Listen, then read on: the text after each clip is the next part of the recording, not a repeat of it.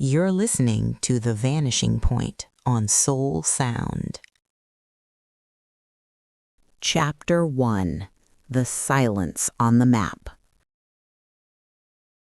The stairwell tightened around Verity. Each step materialized only where she watched. Angles decided themselves too late. Geometry hesitated until observation forced certainty. She climbed without blinking. One moment of inattention and the marble might forget it was marble. She had climbed this tower 100 times, never at midnight, never when the summons suggested the council had already decided something terrible. The parchment in her pocket felt heavier than paper should. It arrived by shadow courier, the kind that moved only between street lamplight. Anchors were not summoned, anchors were deployed. The distinction mattered. The stairs spiraled tighter, walls narrowed in that way that suggested they hadn't decided their geometry yet. She kept her eyes open, fixed on each step, watched them become certain beneath her feet. Rule 1. An anchor never closes her eyes in unstable territory. The stone felt warm where she touched it. Reality preferred being perceived. Existence felt like gratitude. She had learned not to trust that warmth. It was conditional, temporary, a performance that would dissolve the moment she looked away. 10 years she had been an anchor, 10 years holding bridges solid through sheer attention, watching assassins dissolve into probability when she refused to acknowledge them. She was exhausted. She was lonely. She had stopped believing anyone would truly see her. The council chamber materialized as she rounded the final curve, not gradually, abruptly, like a stage set wheeled behind a curtain, too sudden to feel safe. 3 figures sat at a crescent table. It existed only because they expected it to.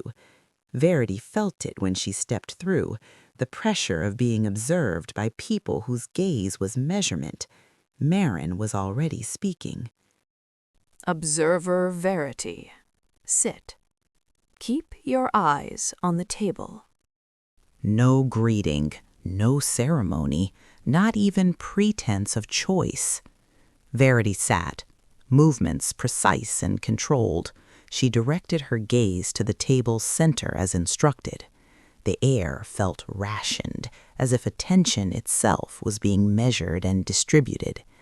The very act of perceiving was a resource the council controlled. The silent counselors watched her watching. She felt their assessment without looking. The weight of their regard pressed against her like water at depth.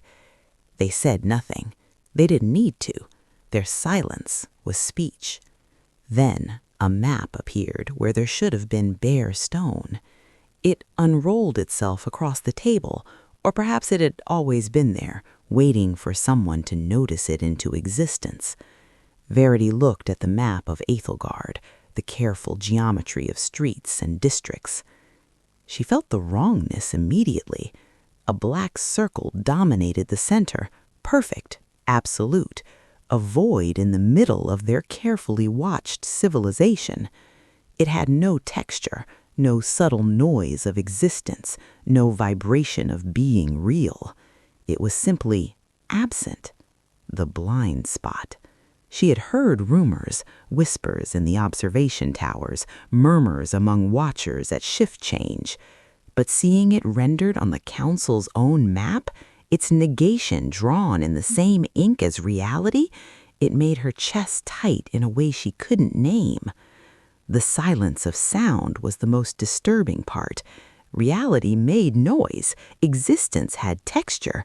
Subtle hums, the whisper of air through stone, the pressure of being there.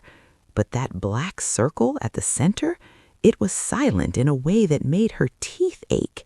Silence so complete it became a physical presence, dense as water, heavy as drowning.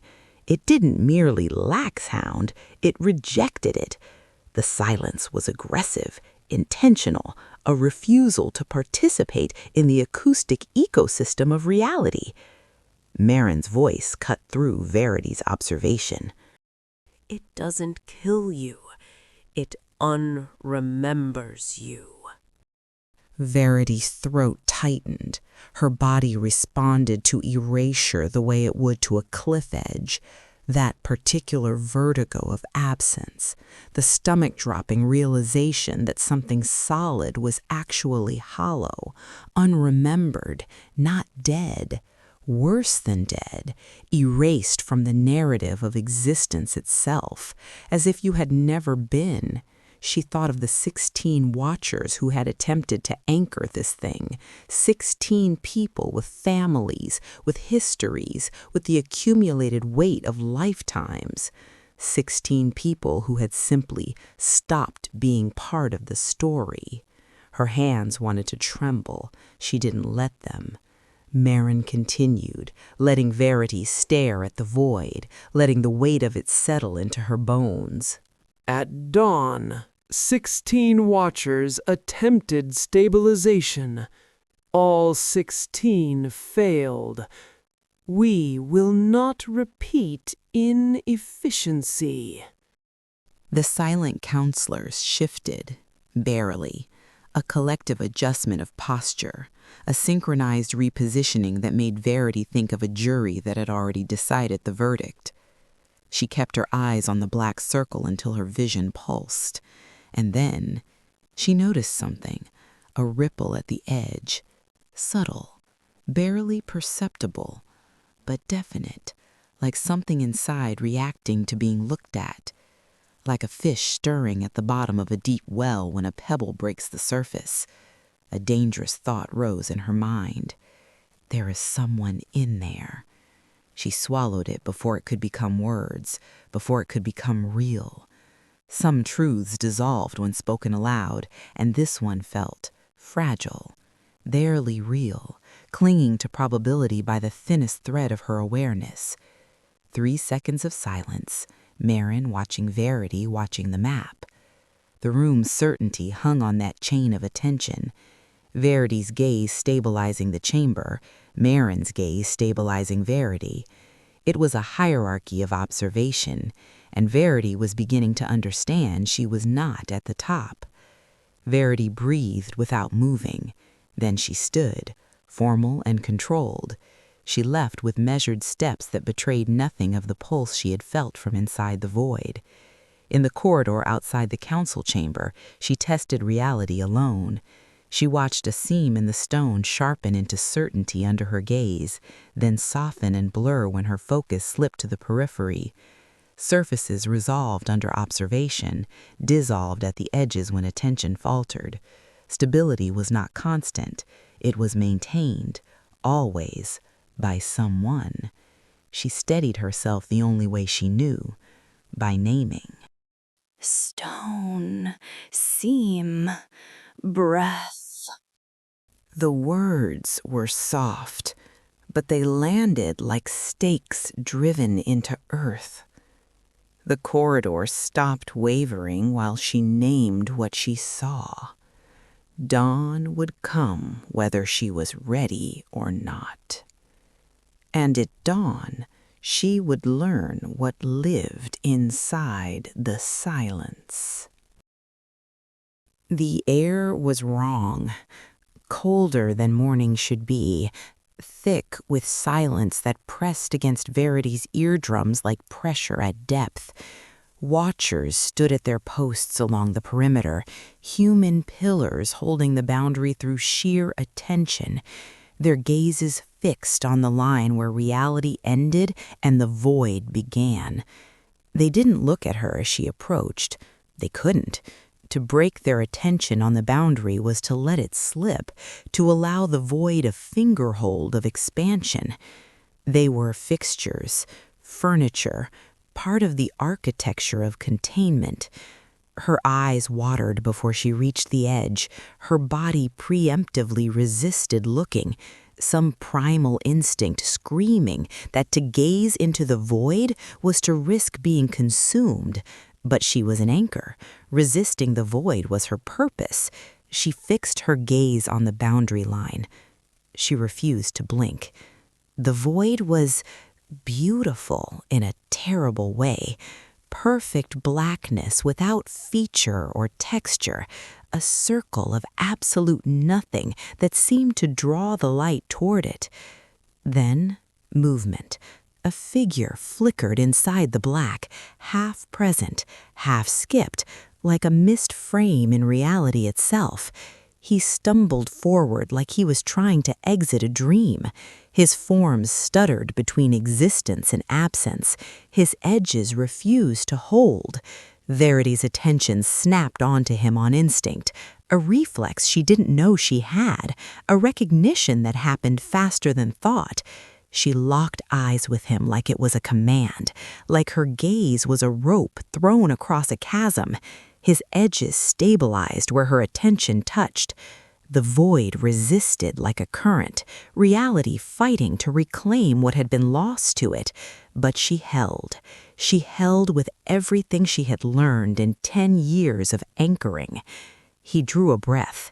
It sounded wrong, too quiet, too close to not existing, as if he had to remember how lungs worked, as if he was teaching his body how to be solid, one function at a time. Do you see me?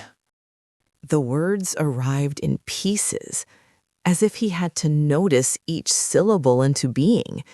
His features micro-flickered between blinks, there and almost there and there again. A slideshow of existence played at irregular intervals. Verity felt the weight of his question. Not just, can you perceive me, but will you keep perceiving me? The difference was everything. Stay still. A simple instruction, delivered like doctrine. The space between them felt taut, as if attention had weight, as if her gaze was exerting physical force, pinning him to reality through sheer pressure of observation. Under her fixed attention, Silas became fully solid. Skin, breath, presence. He didn't run, he didn't dissolve back into the void. He stared back, and Verity felt it, the impossible inversion, the shock of being seen. She had spent her life seeing everyone, cataloging the details of reality, noting the flickers and soft spots, watching the citizens of Aethelgard secure in the knowledge that someone was keeping their world solid. She had been the observer, always the observer, perpetually outside the frame of what she watched. But now someone was looking back, not at her role, not at her power, at her. The void's edge held, his flicker reduced to a faint shimmer, then steadied entirely. He was solid, real, present in a way that surprised him as much as it surprised her. His voice softened. He dared to ask for more than survival. If you stop looking, do I stop being? The question was a confession wearing curiosity's clothes. The stakes were existential, terrifying, intimate beyond anything Verity had been trained to handle. Her eyes burned from the effort of not blinking. She forced the answer through control, through the discipline of a decade of anchor training. I don't know, but I can hold you right now. The void's silence pressed closer, as if listening, as if the absence itself was curious about what was happening at its edge. She chose one question that mattered more than protocol, more than the council's directives, more than her own safety. You're... She swallowed once, eyes still locked on his, refusing to look away even for the moment it would take to blink. Your name. Silence stretched between them. His decision had weight. Naming was an anchor point. She felt it in her chest, the air tightening at the concept, as if reality recognized a binding being formed, as if the universe itself paused to witness the exchange. 2 seconds of silence. Silas held her gaze like he was afraid to blink, like he thought that if he closed his eyes, he might not open them again. Verity's eyes watered from the strain, but she refused to wipe them, refused to break the circuit of attention that was keeping him real. He answered, softly, like offering a blade by the hilt, dangerous, sharp, trusting. Seen. The name felt like a point of light inside the dark, an edge that held. Verity repeated it without thinking, testing the weight of it, feeling how the sound anchored him. Silas! Then movement nearby. A watcher shifted at the periphery, silent and present. Verity felt the danger immediately. She kept her eyes on Silas, refused the reflex to turn. She understood the first rule of keeping him alive. Never let someone else steal her attention. His outline trembled at the edge of her focus. Immediately, visibly. A flicker that started at his extremities and threatened to crawl inward. She ended the moment like a professional lie and a personal promise. I will come back at dawn. She stepped back without looking away, learning the cost of every movement, every adjustment, every risk she would take to keep him real.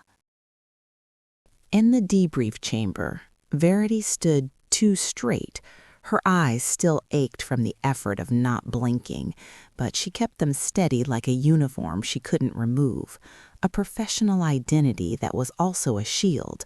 Her body betrayed what her voice wouldn't, tiny tremors in her hands that she hid by folding them, by pressing her palms together in a posture of attentive readiness, elevated heart rate, shallow breathing, pupil dilation suggesting stress or attraction. The physical responses were similar, though the training materials had never explained what to do when both occurred simultaneously. Marin began the debrief like a clinician taking measurements, like a prosecutor building a case with each apparently innocent question. Describe the boundary, temperature, texture, any movement inside. Each question arrived clean, bloodless, surgical. Verity chose her words the way she chose where to look, carefully, with intent, knowing that every description could become a weapon. Silence. Cold. Absence. No defined shapes. Marin caught the pause, treated it like evidence. Her smile didn't reach her eyes. No shapes. And yet you required extended focus. Explain why. The trap was obvious. If she admitted to seeing something, she was either delusional or hiding an anomaly. If she denied it, she was incompetent or deceitful. Verity answered like an anchor reciting protocol, converting truth into procedure, hiding the rest behind professional language. The edge is unstable. I stabilized it. That was the assignment. Marin smiled without warmth. Approval that felt like a threat. Good. Discipline is survival. Remember, imagination is a symptom. If you begin to see things that are not there, report it. The word report hung in the air like a rope. 3 seconds of silence. Verity held Marin's gaze and offered nothing. Marin waited, perfectly still, as if waiting for a confession to form. It was power, measured in who speaks first. Understood, counselor. The title was a shield. The words were a lock. Verity left the chamber and breathed only once the door was behind her. In the stairwell, the world felt quieter than it should. Verity's focus kept slipping to the memory of a name spoken like a candle flame. She realized she was carrying an impossibility in her chest, and the council was trained to extinguish those. The stone steps held steady when she stared, softened when her attention drifted. A voice interrupted before she could decide whether to be afraid. You're walking like your eyes are heavier than your body. Thane didn't block her path. He stood beside it. His voice was warm, slow, fatherly. Concern held quiet, not prying. Verity's voice softened before she could stop it. What happens to problems the council can't solve? Thane answered with the kind of honesty that sounded like a warning bell. They don't destroy them. They make everyone stop noticing. Attention is the knife here, Verity. Verity's understanding sharpened into resolve. Then I won't look away. The vow was spoken more to herself than to Thane. Very quiet, steady, final. Night fell. Her assigned room waited like a test she could not pass. In her assigned room, Verity sat with her back to the wall. She kept her eyes on the door seam as if it was an anchor point. Rest became impossible. Her body wanted sleep, but her training treated closed eyes as surrender. The room felt stable only where she watched. Corners softened when she let her focus drift. Her mind returned, uninvited, to the moment someone looked back. She replayed Silas's gaze in exact detail, his steadiness under her attention, the way his name changed the air. The memory was not comfort. It was a need she didn't have language for yet. She tested herself the way she tested reality. Blink, count, repeat. She counted seconds between blinks, each number a small defiance. 1, 2, 3. Her eyes burned and she didn't stop. She learned her limit wasn't fear, it was pain. And pain could be managed. She forced herself to slow down, because speed makes mistakes. She held still and listened to the sound of her own breathing, proof of existence in a world that could forget. 2 seconds of silence.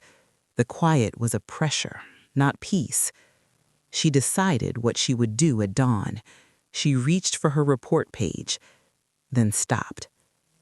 The council asked for facts. Facts become weapons in their hands. She left the page intentionally incomplete. A silence on paper mirroring the map's silence. The decision hardened into something close to devotion. At dawn. She whispered into the empty room. A slow exhale before the words, like sealing a vow. The room dimmed. She kept her eyes open anyway, refusing the simplest mercy of closing them. Exhaustion became a physical weight. Her vision throbbed, but she would not give in. The quiet had texture now, like the moment before something speaks. Then she felt it, a tension on skin. A sensation crawled across her awareness, being watched. Not from the hallway, from somewhere deeper, darker, impossible. She didn't scream. She didn't move. She chose to keep looking anyway. The air cooled. The silence turned deliberate.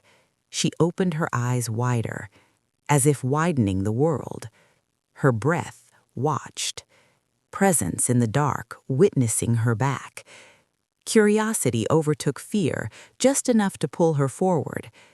And from inside the dark, something watched her breathe.